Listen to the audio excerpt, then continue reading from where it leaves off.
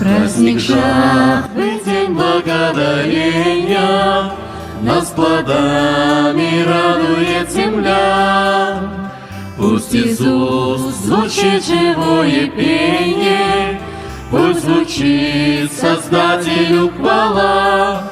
Вечный Бог, Творец всего, нежно любит свое творение, не заметить любви Его невозможно среди волнения, когда царствует зло кругом, и народ от скорбей в смятении. Бог питает землю дождем, посылая благословение.